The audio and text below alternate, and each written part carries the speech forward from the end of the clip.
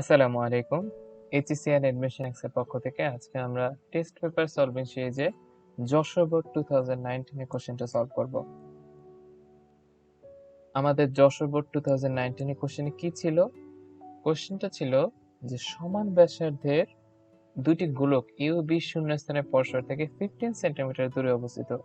এই গোলকে আমাদের চার্জ দেওয়া ছিল 3 × 10⁻12 কুলম্ব পজিটিভ চার্জ। বি বিন্দুতে চার্জ দেওয়া ছিল 12 × 10⁻12 কুলম্ব, এটাও পজিটিভ ছিল। ক নাম্বার কোশ্চেনে আমাদের ছিল যে তাপগতিবিদ্যার শূন্যতম সূত্র কি? তাপগতিবিদ্যার শূন্যতম সূত্রটা হচ্ছে, ধরো দুটি বস্তু তৃতীয় কোনো বস্তুর সাথে তাপীয় সাম্যাবস্থায় আছে।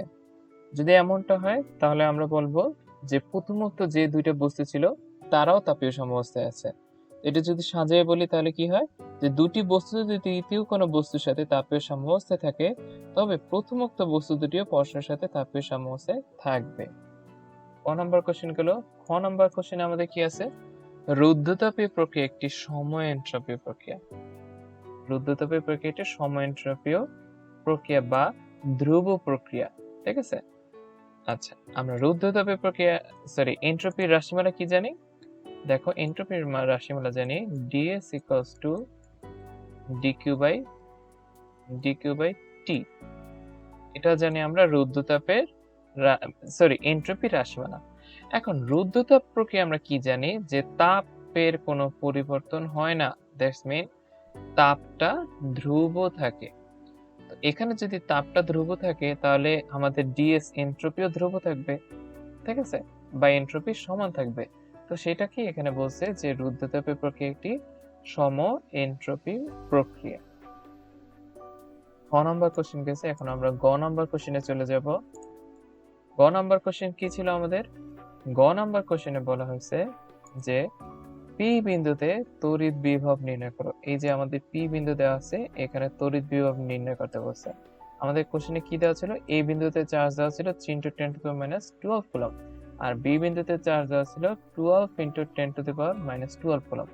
পি বিন্দুতে যদি আমরা বিভব নির্ণয় করতে হয়, আমাদের আগে কনসেপ্টটা দেখতে হবে যে এ বিন্দুতে যে চার্জটা আছে সেই চার্জের জন্য পি বিন্দুতে বিভব, এবং বি বিন্দুতে যে চার্জটা আছে সেই চার্জের জন্য পি বিন্দুতে বিভবটাই হবে আমাদের বি বিন্দুতে চার্জের জন্য পি বিন্দুতে যে বিভব পাবো, এই যে দুইটা বিভব পাবো তাদের সমষ্টি হচ্ছে আমাদের পি বিন্দুতে মোট বিভব। তো বিভবের রাশিমালা আমরা কি জানি? বিভব v জানি v c × q/r, c × q/r, তাই তো? এখন এই বিন্দুতে চার্জের জন্য পি বিন্দুতে বিভবটা আমাদের হবে, ধরি আমরা VAP। এ বিন্দুতে চার্জের জন্য পি বিন্দুতে বিভব c × q/r, qa/r, qa/RA c এর মান আমরা জানি 9 × 10⁹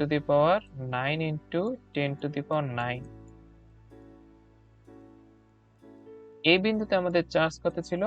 এই বিন্দুতে আমাদের চার্জ ছিল 3 × 10⁻12 কুলম্ব, 3 × 10⁻12 কুলম্ব /RA, মানে হচ্ছে পি বিন্দু দূরত্ব হচ্ছে 5 সেন্টিমিটার বা 0.05 মিটার। এটা যদি ক্যালকুলেট করি তাহলে আমাদের মান আসবে 0.54 ভোল্ট, 0.54 ভোল্ট। এটাই হচ্ছে আমাদের এ বিন্দুতে চার্জের জন্য পি বিন্দুতে বিভব।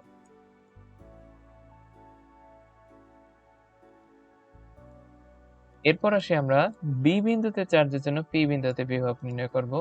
দেখো, এ বিন্দুতে চার্জের জন্য বি বিন্দুতে চার্জের জন্য দ্যাটস মিন VBP,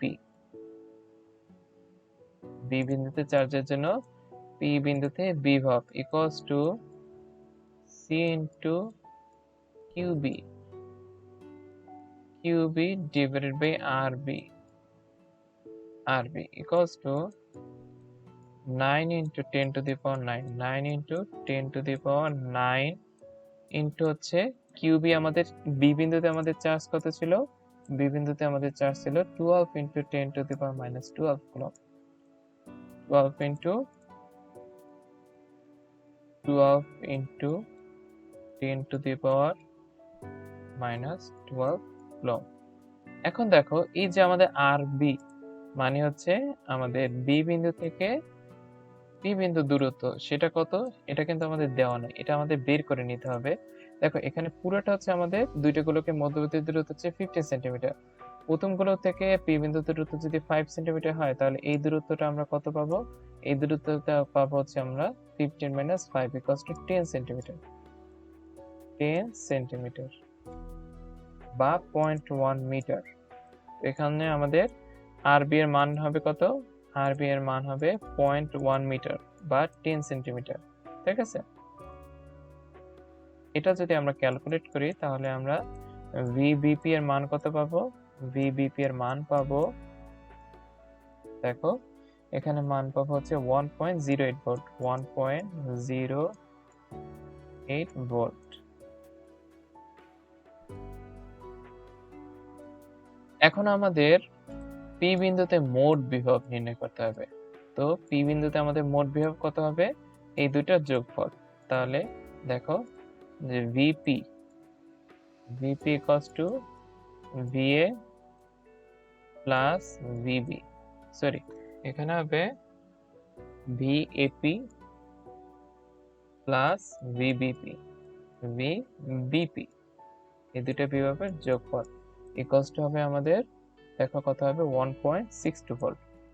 1.62 ভোল্ট, এটাই হচ্ছে আমাদের পি বিন্দুতে মোট বিভব।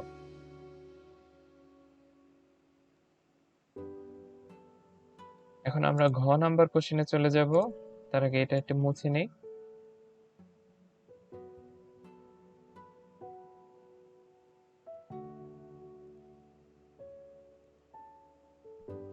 দেখো যে এখানে আমাদের ঘ নাম্বার কোশ্চেনে কি ছিল? ঘ নাম্বার কোশ্চেনে ছিল যে পি বিন্দুতে তড়িৎ প্রাবল্য শূন্য হতে পারে কিনা। পি বিন্দুতে আমাদের তড়িৎ প্রাবল্যটা শূন্য হতে পারে কিনা। এক্ষেত্রে আমি কনসেপ্টটা তোমাদের আগে একটু বুঝিয়ে নিই।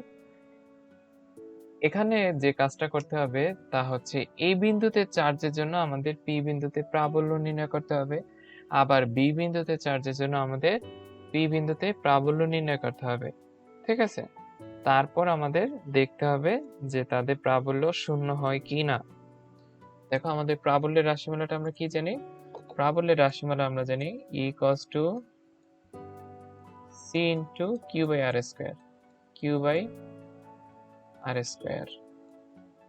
ওকে, কিউ বাই আর স্কোয়ার। তো আমরা সি এর মান কত জানি? সি এর মান জানি 9 ইন্টু, আচ্ছা এটা আমি একটু অন্য কালি দিয়ে লিখি তাহলে বুঝতে সুবিধা হবে। দেখো যে আমাদের এ বিন্দুতে চার্জের জন্য পি বিন্দুতে প্রাবল্য কত হবে? EAP, EAP equals to C into QA divided by RA square. ওকে, এখন দেখো যে আমাদের C এর মান হচ্ছে আমাদের 9 into 10 to the power 9, এটা আমরা জানি। ইন্টু হচ্ছে এই বিন্দুতে চার্জ ছিল আমাদের 3 into 10 to the power minus 12 coulomb, 10 to the power minus 12 coulomb divided by r square. আর এর মান কত ছিল? 0.05 মিটার বা 0.05 হোল স্কয়ার। এটা যদি আমরা ক্যালকুলেট করি তাহলে আমাদের প্রাবল্যের মান পাবো 10.8 নিউটন পার কুলম্ব। ওকে, এরপর আমরা বি বিন্দুতে চার্জটার জন্য পি বিন্দুতে প্রাবল্য নির্ণয় করব। দেখো সেটা হবে আমাদের EBP,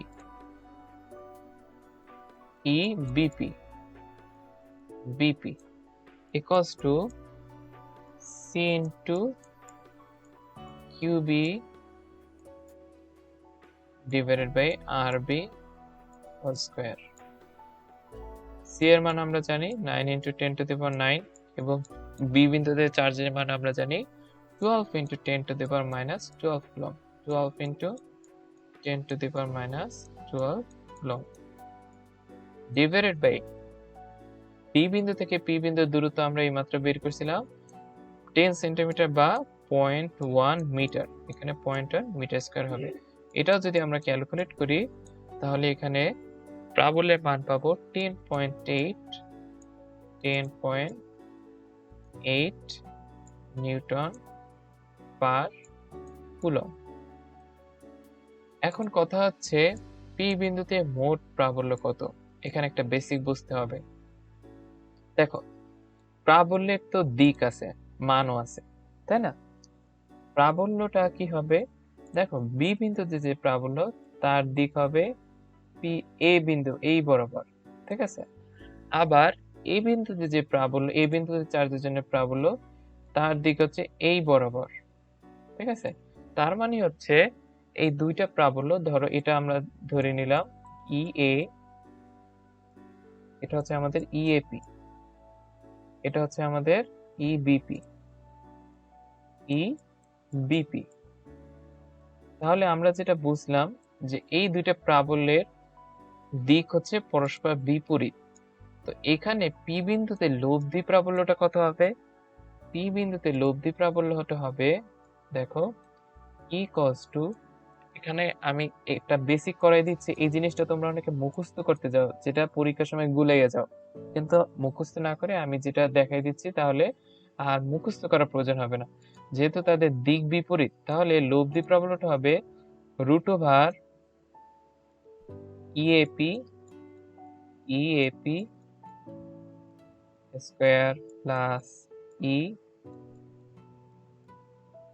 BP square plus 2 E A P into E B P, B P cos থিটা,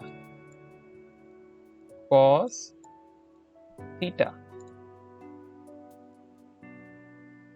এখানে দেখো যে আমাদের থিটার মানটা কত হবে, থিটার মানটা হবে, যেহেতু তাদের দিক বিপরীত তাহলে থিটার মানটা হবে 180 ডিগ্রি, থিটার মানটা হবে 180 ডিগ্রি। তাহলে এটাকে যদি আমরা 180 ডিগ্রি লিখি, দেখো এটাকে যদি আমরা থিটার মানটা যদি এখানে আমরা 180 ডিগ্রি লিখি, তাহলে cos 180 ডিগ্রি মান আমরা কত জানি? cos 180 ডিগ্রি মান জানি আমরা -1। তো এখানে এই cos 180 ডিগ্রির পরিবর্তে আমরা লিখতে পারি একটা -1, এখানে মানটা বসাই দিই।